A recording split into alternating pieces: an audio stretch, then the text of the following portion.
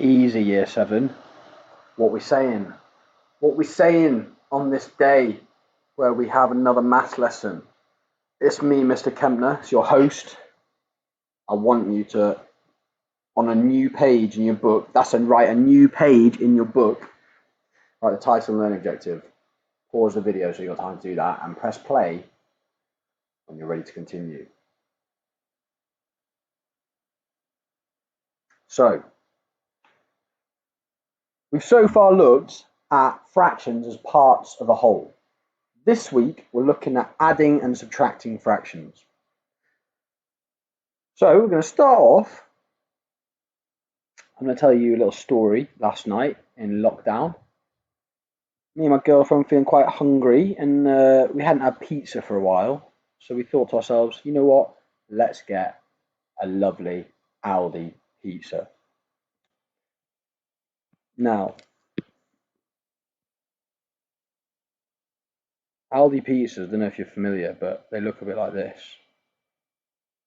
Like a little bit like a rectangle with curved sides. But honestly, I was feeling very greedy. I'd done quite a lot of exercise. And I was like, listen, I think I want 2 pizzas. My girlfriend was like, you're a nutter. What are you doing? You don't need 2 pizzas. I was like, nah, I think I do. I want 2 pizzas. I'm having 2 pizzas. They're only £3.50 at Aldi, which is, really, it's spectacular value, to be honest. And they're really nice as well. I'd really highly recommend. So anyway, these are our 3 pizzas. Pretty boring. Went for margarita. They don't have a very good veggie range, and I try not to eat meat on my pizzas. So that's why we chose margarita. So this one was my girlfriend's pizza. We split that into 8 slices, like this. Now, I know it's not quite perfect, but I want you to imagine each of the slices was the same. I also split my pizzas into 8 slices.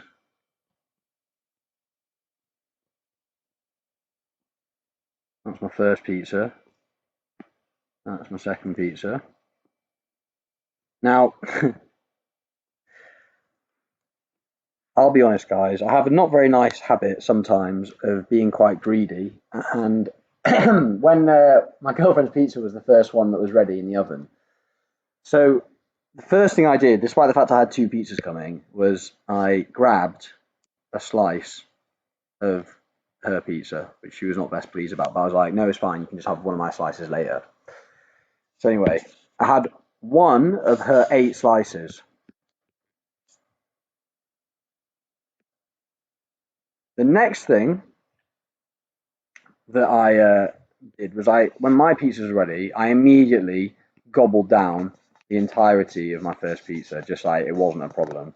I knew I was hungry. I'd gone on a big walk that day, gone on the exercise bike, done some weights. The man needed his pizza. Don't be judging me. So I had all 8 slices of that one. No bother. So then I start on my second pizza over here, and I have a slice. And at this point, I think it probably been about 15 minutes since I started eating. And apparently, you only start to really feel full when after 15 minutes of eating. So the first 15 minutes, you don't really notice how much you've eaten. So I think at this point, I hit 15 minutes. I was like, uh-oh, feel a bit full. But I've bought the pizza and it's cooked now, so I should probably keep eating. So I ate that slice. And then I ate one of the really nice middle slices because they're the ones with the most cheese on. You know what I'm saying. And then I couldn't resist having the other middle slice. Now at this point, I really should have stopped. And I did stop for about an hour. But then we were watching TV and I was like, oh, you know what? I went to get a drink and I was like, oh, I could have another slice. So I had another slice there. Now, my girlfriend, I'm not even sure she finished her pizza, but the point is, this is what I ate that night. It's actually obscene. I'm not proud of it, but it's made for a very useful story about telling fractions, how to add them. So, how many eighths in total did I eat? Remember, this was how much I ate with the first pizza, this was the second pizza, and this was my girlfriend's pizza that I had a slice of. So how many eighths did I eat in total?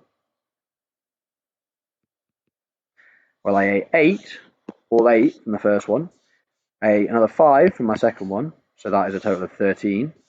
And then the next one, I had one more, so it's a total of 14 eighths. I had 14 slices of pizza. 14 individual eighths of a pizza, which as you can see is an improper fraction. It's more than one whole pizza. Now, we should always make our life simple by simplifying first here, to get an idea of what it is as a mixed number. Now, I think this is a chant that you might not have learned yet, guys, but it goes, always make your life simple, simplify first. And we're going to say it a lot over and over again over the next few years. So let's just practice that. Always make your life simple, simplify first. Always make your life simple, simplify first. So before we find what this is as a mixed number, we're going to make our life simple by simplifying first, dividing them both by the highest common factor, which is 2. So it's 7 over 4. Now how many 4s go into 7? 1 4 goes into a 7 with a remainder of 3. And so I ate 1 3/4 pizzas. I'm not proud of it. But, and honestly, I actually struggled to sleep because I felt so ill. So, quite gross all in all. But anyway, this is how we add fractions where the denominator is the same. You only add or subtract the numerators when fractions have the same denominator. And I'm going to show you some examples with missing values where we're going to have to find the missing values. So just to be really clear about this,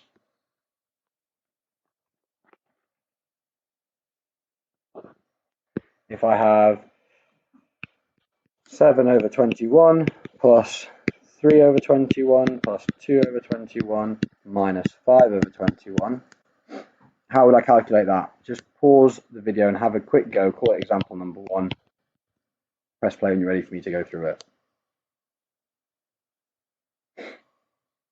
Well, we do 7 plus 3, which is 10, plus 2, which is 12, and then minus the 5, which is 7. So the answer is 7 over 21 because the denominator stays the same. What it means is I have a total of 7 21ths.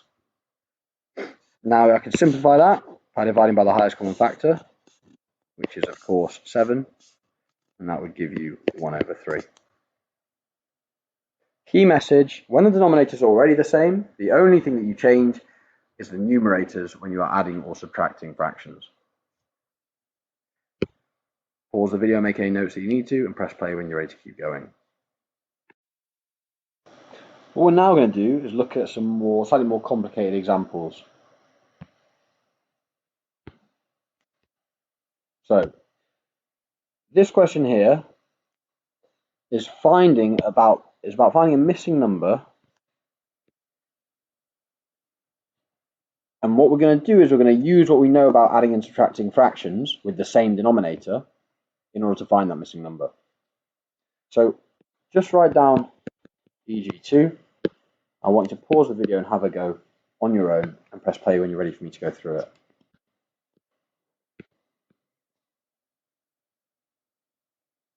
So, to find what this number is, we need to have something that we're working towards. And crucial to all of the questions that we're going to be looking at today is how to write the number 1 as a fraction. Now, remember 1 means 1 whole. So, in this situation, because 13 is the denominator, I'm going to rewrite this question so that 1 is out of 13. Now, what number needs to be on the numerator in order for this to be the same as 1 whole? Hopefully you understand. You've got to have 13 out of 13 for it to be the same as 1 whole. You could think of 13 pizza slices out of a total of 13, in other words, the whole pizza, or you could think of it as 13 divided by 13, which is obviously 1. Why is it helpful to write out 1 in this way? Well, it's helpful because when we write it out this way, we can see 7 plus a equals 13. So what must a be so that when it's added to 7, it equals 13? Hopefully you can see a must be 6. If you weren't clear about that on your own, make sure you've written notes. The key strategy is rewriting 1 as 13 over 13 so that we can find the missing value. We're going to look at a second example here. Pause the video and try and apply what we just talked about to this question. Press play when you're ready for me to go through it. So again, it's all about rewriting 1 so that it is a more friendly denominator. So that it's written as a fraction with a denominator that we can use to calculate with. So instead of 1 whole, I'm going to write it over 10 this time because the other two denominators in the question are 10. What must go here for that fraction to be equal to 1 whole? It must be 10 there. So now we have a question, 17 minus a number equals 10, because remember the denominators stay the same. What must the b have to be? Well, 17 minus b equals 10. The b has to be 7, because 17 minus 7 gives us 10. Pause the video, make sure you've made any notes that you need to, and then we're going to do a bit of independent practice.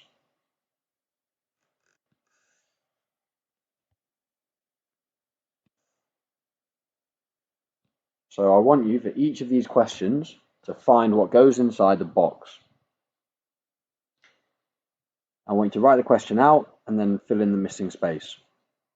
Press play when you're ready to see the answers.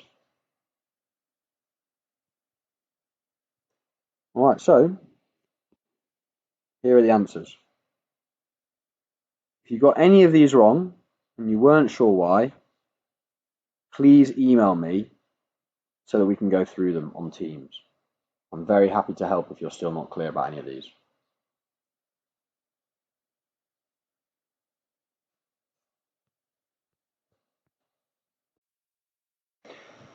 We're now going to look at 3 more examples. Call it EG3, EG4, and EG5. Now for each of these examples, there's a few ways that you can do it. I'm going to show you what I think is the most efficient way of writing them as a mixed number in their simplest form, which is what I want you to do.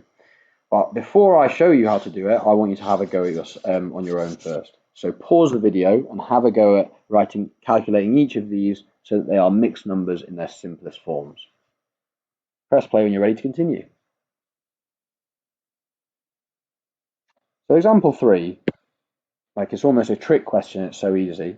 3 plus 3/4, we write as 3 3/4. That's it, guys. It's done. But it's important that you understand that when you're adding a whole number with a fraction, you just put them together like that and it represents the same thing. Example 4 is a little bit more tricky. We've got 2 options. We can either write the 1 as 14 over 14, then add the numerators, and write as a mixed number. If you can't remember how to do that, you might need to rewatch last week's video on how to convert improper fractions to mixed numbers. The other option is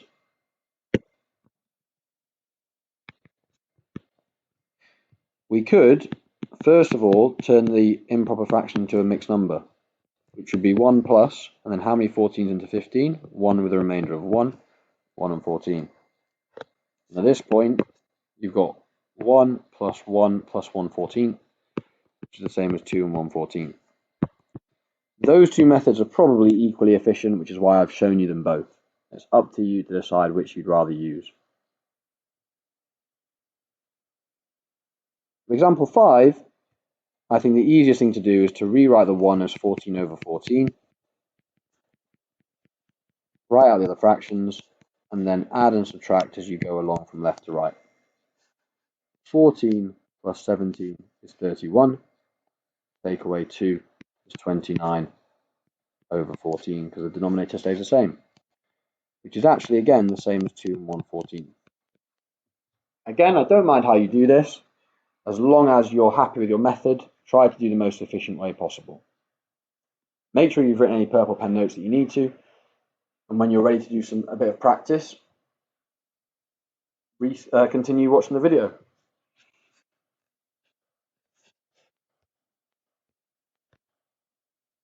So here are the questions. I want you to pause the video, have a go at answering them as mixed numbers in their simplest forms where appropriate. Press play when you're ready to see the answers.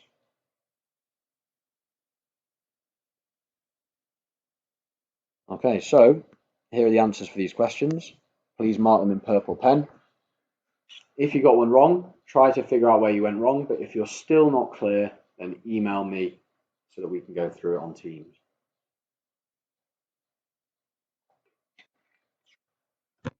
All right, let's do another example. Take it a little bit further still.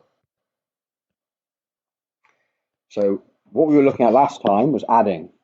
This time, we're going to look at subtractions. I want you this time to pause the video and have a go. Press play when you're ready for me to go through it. So unlike the other one, you may know some of these straight off the bat. You may know that 1 minus 3/4 is a quarter, and I don't mind if you can figure it out like that. That's good for you. If you're not clear, write the 1 as a fraction. Why have I chosen 4 here? Because there's a 4 here. 4 minus 3 is equal to 1. The denominator stays the same. Similarly, for example 7, rewrite the 1 as 41 over 41. Why have I chosen 41? Well, because that's the denominator for each of the other two.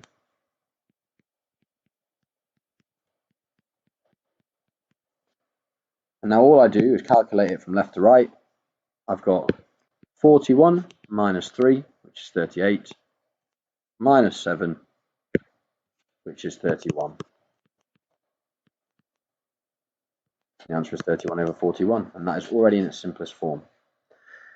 So again, pause the video if you need to make any notes, and press play when you're ready to keep watching.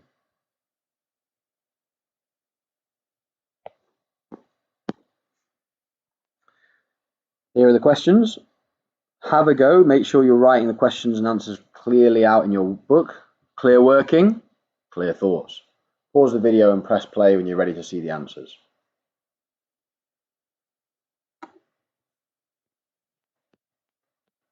Here are the answers. Make sure you're marking in purple pen. If you've spotted a mistake, and be honest about it. Remember, that is all I'm looking for in the purple pen, is that you're being honest.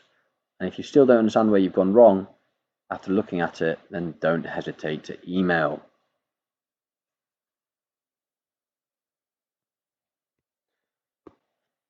All right, the last couple of questions we're going to look at,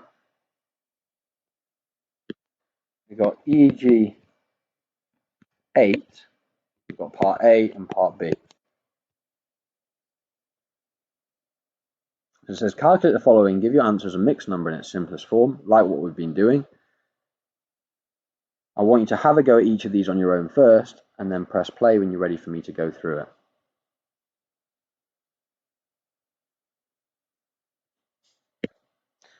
So for each of these, there's a couple of different ways you can do it again.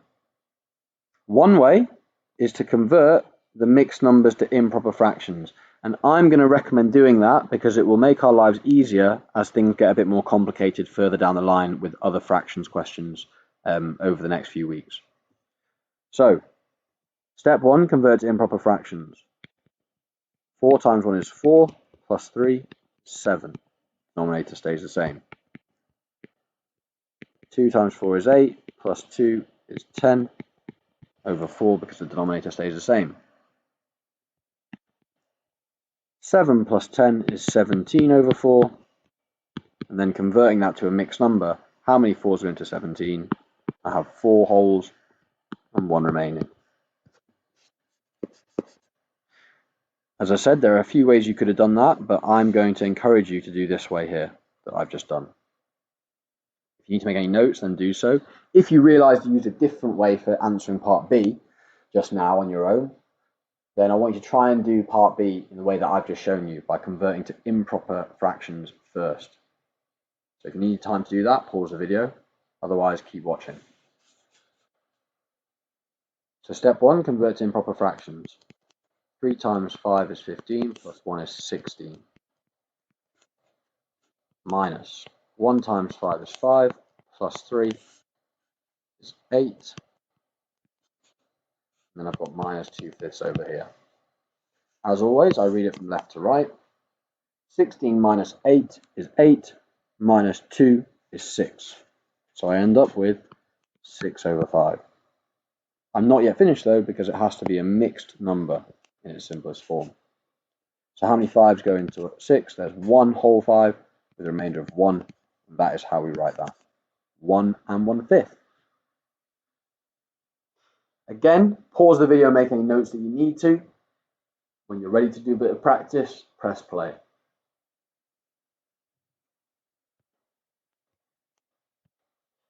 So here are the questions. I want you to write out the questions, and then underneath you're going to write your working like I showed you in the previous examples.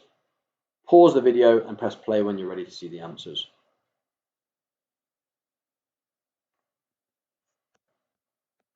And here are the answers. Make sure you're marking in purple pen, honestly. And if you've got any questions that you want to ask me, please just shoot me an email. When you finish this video, you need to take a photo or photos of all your work, and you're going to send them to me on Friday with the email with the title Year 7 Video Notes, with all the other lessons and videos notes that you've done this week. So make sure you do that now, just in case you can't find the work tomorrow when you try and take a photo and send an email. Take the photo now. And thanks for watching.